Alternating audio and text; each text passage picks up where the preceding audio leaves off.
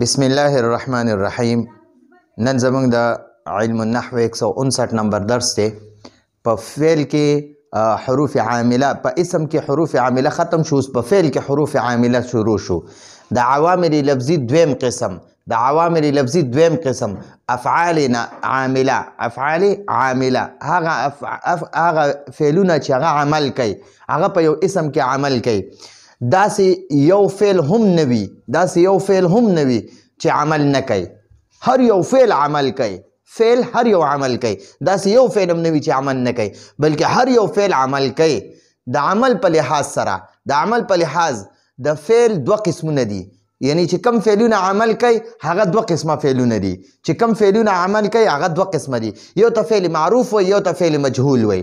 فعل معروف چاته وي؟ کم فعل ته وي چې د هغې فاعل معلوم وي، هغه ته فعل معروف وي. او چې فاعل معلوم نه وي که نه، نو هغه ته فعل مجهول وي. معروف معلوم ته وي او مجهول نامعلوم ته وي. نامعلوم چې فاعل نامعلوم وي نو هغه ته فعل مجهول وي، چې فاعل معلوم وي هغه ته فعل معروف وي. ٹھیک شو جی؟ ښه جی، اوس تعریف هم زده کوو. فعل معروف داسې فعل ته وایي. دا اول نمبر د اسم د فعل دوه قسمونه چې دي که نه، نو دا دې کې دا اولنی فعل معروف د تعریف کوو. فعل مجهول هم بس دلته صرف پرېښودو، دا دویم نمبر کې به صرف تعریف کوو. ښه جی، فعل معروف داسې فعل ته وایي. فعل معروف داسې فعل ته وایي چې فاعل معلوم وي، چې فاعل معلوم وي. لکه اکله خالدون، اکله فعل دی، دا خالدون فاعل دی. اکله فعل دی، خالدون فاعل دی. نو دا فعل معروف دی. اکله فعل معروف دی ځکه چې د اکله خالدون، خالد نه کایا، خالد خوراک وکړو، نو خوراک کولو والا معلوم دی، دا خالد دی. ٹھیک شو؟ نو دا فاعل دی او دا اکله چې دی دا فعل دی، دا فعل معروف دی، فعل معروف. ٹھیک شو؟ نو فعل او فعل د خپل فاعل سره جمله فعلیه خبریه شوه. اوس ګورئ جی، دو نمبر دا دویم نمبر فعل مجهول چې دی، نو فعل مجهول داسې فعل ته وایي چې فاعل معلوم نه وي، چې فاعل معلوم نه وي، چې یاره د کار کوونکی معلوم نه وي. چې کار کوونکی معلوم وي هغه ته فعل معروف وایي. چې کار کوونکی، کار کولو والا، زه اوس لیکلو والا یې معلوم یم، نو دې ته بیا فعل معروف وایي. او چې کله لیکلو والا معلوم نه وي که نه، چې دا لیکل چا کړي دي، نو هغه ته فعل مجهول وایي. نو اوس وګورئ، دلته کې خالد معلوم و، خوراک کولو والا خالد دی، معلوم دی. دلته کې روټۍ خوړلو والا، یعنی روټۍ وخوړی شوه، خو چې چا خوړلې هغه معلوم نه دی. نو تا ته ځکه وایي فعل مجهول داسې فعل ته وایي چې فاعل معلوم نه وي. لکه اوکیل الخبز، اوکیل الخبز، روټۍ وخوړی شوه، نو چا وخوړه هغه معلوم نه دی. ٹھیک شو؟ اوکیل الخبز، روټۍ وخوړی شوه، نو دا اوکیله فعل مجهول دی، دا فعل مجهول دی. او دا الخبز چې دی دا نائب فاعل دی. نائب فاعل یا مفعول به دی، مفعول یا نائب فاعل دی. دا د فعل مجهول دپاره نائب فاعل دی. نو فعل مجهول د خپل نائب فاعل سره جمله فعلیه خبریه شوه. ښه جی، اوس په د دې دواړو نه دا فعل معروف واخلو. دا فعل معروف چې دی که نه، فعل معروف هغه فعل ته وایي چې فاعل معلوم وي. نو د دې فعل معروف بیا دوه قسمونه دي. د فعل معروف بیا نور دوه قسمونه دي. بیا فعل معروف دوه قسمه دی. فعل معروف دوه قسمه دی. دا فعل معروف په یا لازم وي یا به دا فعل معروف متعدی وي. لازم معنی ده چې صرف په فاعل پوره کیږي، یعنی د مفعول ضرورت ورته نه وي، صرف فاعل. لکه ګورئ جی، اکله یا جلسه زیدون، زید کېناستو، نو زید کېناستو، بس د مفعول ضرورت پکې نشته، نو دته فعل لازم وای. او فعل متعدی، یا ګورئ، ذهب خالدون، خالد لاړو، یا جلسه زیدون، زید کېناستو. ٹھیک شو؟ نو دا فعل لازم دی چې د مفعول ضرورت ورته نه وي. او چې د فعل متعدی هغه فعل ته وایي چې فاعل سره سره ورته د مفعول هم ضرورت وي، چې د فاعل هم ضرورت وي ورته، خو د مفعول هم ورته ضرورت وي. د مفعول نه بغیر هغه فعل نه پوره کیږي. ٹھیک شو؟ لکه ضربه زیدون، زید وخل وکړه، نو څوک یې ووال؟ نو هغه وخلو والا هغه مفعول دی. نو ګورئ دغلته کې د وخلو والا کس چې دی، کوم چې چا چې وخل خوړلی دي، نو هغه لازم ښکاره کول غواړي. نو ځکه دغه ته فعل متعدي وایي چې د فاعل سره د مفعول ضرورت هم وي ورته. نو اوس د دې تعریف زده کوئ. فعل لازم داسې فعل ته وایي، فعل لازم داسې فعل ته وایي چې صرف په فاعل پوره کیږي، چې صرف په فاعل پوره کیږي، د مفعول به ضرورت ورته نه وي، د مفعول به ضرورت ورته نه وي. لکه جلسه جمیل، جمیل کېناستو، ټیک شو، جمیل کېناستو. جلسه دا فعل دی، فعل لازم دی، او جمیل دا فاعل دی. بس ورته مخکې د مفعول به ضرورت نشته. جلسه زیدون، جلسه جمیلون، جمیل کېناستو. ٹھیک شو جی. اوس د فعل متعدی تعریف زده کوئ. فعل متعدی داسې فعل ته وایي، فعل متعدی داسې فعل ته وایي چې فاعل سره ورته د مفعول هم ضرورت وي، چې فاعل سره ورته د مفعول هم ضرورت وي، چې فاعل سره د مفعول هم ضرورت وي. لکه نصر الاستاذ نصر الاستاذ التلمیذ. نصر فعل متعدی دی، الاستاذ دا فاعل دی، التلمیذ دا مفعول دی. ٹھیک شو.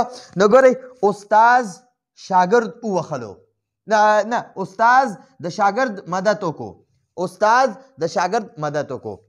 نو استاد د شاګرد مدد وکړو، استاد د شاګرد مدد وکړو. ٹھیک شو.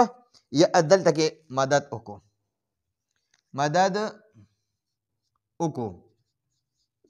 ٹھیک شو. ښه جی. نو دا وګوره دې ته دې فعل سره دې فعل دا فعل متعدي چې دی دته د فاعل سره دا استاذو فاعل دی، د مفعول هم ضرورت راغی.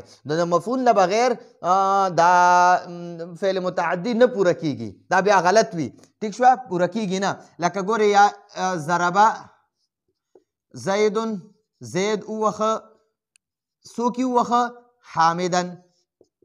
وګورئ دا حامدن مفعول دی، مفعول منصوب وي، حالت نصب کې وي. نو وګوره دا ضربه فعل دی، دا زیدون فاعل دی، او حامدن مفعول دی. نو داسې فعل چې د فاعل سره ورته د مفعول هم ضرورت وي، نو دې فعل ته فعل متعدي وایي. فعل متعدي، متعدي. ٹھیک شو. اوس تا ته وایي جی، اوس تا ته یو قاعده بیانوي، قاعده او یو قانون درته بیانوي چې فعل لازم، فعل لازم او فعل متعدي، فعل لازم او فعل متعدي فاعل له رفع ورکوي، فاعل له رفع ورکوي، او شپږ اسمونو له نصب ورکوي. فعل متعدي فاعل له نصب ورکوي. ګوره د ضربه نه پس دا زیدون دی، نو ګوره دې ضربه دا زیدون عامل، دا ضربه عامل دی، عامل دی ځکه د زیدون فاعل له رفع ورکړي، فاعل له رفع ورکړي دا. ٹھیک شو. نو ګورئ دا د ضربه دا فعل متعدي دی، نو دی فعل متعدي، فعل متعدي، دی فعل متعدي هم د فاعل له رفع ورکړي. او دی جلسه ته وګورئ فعل لازم دی، دا جلسه فعل لازم دی، نو دم د جمیل فاعل له رفع ورکړي. دته وګورئ جی. نو فعل متعدي عموم فاعل له رفع ورکړي، دا زیدون ته وګورئ دا رفع ده. او جلسه فعل لازم چې دی دا هم جمیلون، دا جمیلون کې دلې رفع ورکړي ده، نو دا هم فاعل دی. نو فعل متعدی هم فاعل له رفع ورکوي، او فعل لازم هم فاعل له رفع ورکوي. ښه جي. خو د دواړه فعل لازم او فعل متعدی فاعل له رفع ورکوي، او شپږ اسمونو له نصب ورکوي، شپږ اسمونو له نصب ورکوي. دلته تا لیکلی قام فعل لازم دی، د دې زیدون فاعل له رفع ورکړي. دا ضربه فعل متعدی دی، د دې فاعل له رفع ورکړي ده. ټیک شوه. ښه جي. دا بکرن ولا مفعول دی، نو دغه فی الحال پرېږدو. نو ګورئ فعل لازم او فعل متعدی فاعل له رفع ورکوي، شپږ اسمونو له نصب ورکوي. کوم شپږ اسمونه؟ یو مفعول مطلق له فعل لازم هم ورله نصب ورکوي، او فعل متعدی هم ورله نصب ورکوي. مفعول له له فعل لازم او فعل متعدی دواړه نصب ورکوي. مفعول معه له فعل لازم او متعدی دواړه نصب ورکوي. مفعول فيه له فعل لازم هم نصب ورکوي، فعل متعدی هم نصب ورکوي. حال له فعل لازم هم نصب ورکوي او فعل متعدی هم نصب ورکوي. تمیز له فعل لازم هم نصب ورکوي او فعل متعدی هم نصب ورکوي. اوس ما د هر یو خپل مثالونه دا دی ولیکل. نو دا قام فعل دی، فعل لازم دی. دا زید فاعل دی، دله نصب ورکړی. دا قیاما فعل مفعول مطلق دی، نو دله نصب ورکړی دی. ټیک شوه. ښه. دا خو فعل لازم دی، لازم. او دا ضربه فعل متعدی دی، متعدی دی. نو ګورئ د ضربه فعل متعدي د فاعل له رفع ورکړي او دا مفعول مطلق له نصب ورکړی دی.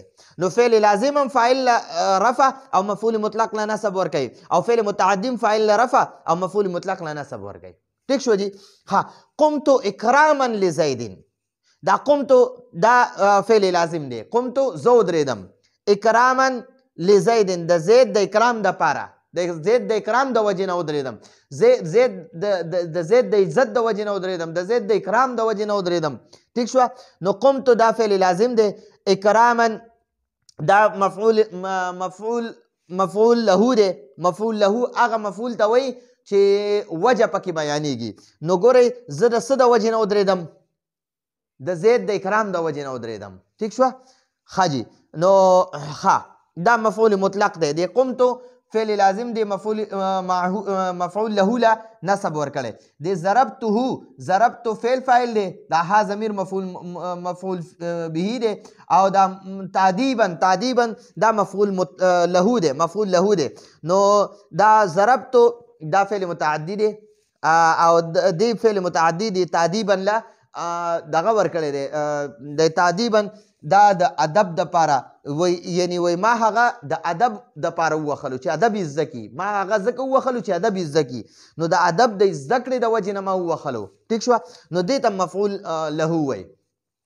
اوس ګورئ مفعول معه سرتو واللیله، سرتو واللیله. سرتو فعل لازم دی او دی واللیله مفعول معه له. ګوره مفعول معه څه ته وایي؟ چې د واو نه پس راشي او منصوب وي. ټیک شوه. د واو نه پس راشي او حالت نصب کې وي نو هغې واو ته واو معیه وی او دغه پورا لفظ ته مفعول معه وی. ټیک شوه. نو سرتو دی فعل لازم د مفعول معه له نصب ورکړی دی. اوس مفعول فی له صمتو دا فعل لازم دی. یوم الجمعة دا ظرف زمان دی، ظرف زمان دی. نو دی ظرف زمان له دا مفعول فی دی. نو دله دا نصب وګورئ د یوم له دا نصب دا د صمتو ورکړی دی. ښه جي. جاء زید راکبا، دا راکبا پکې دا حال دی، حال.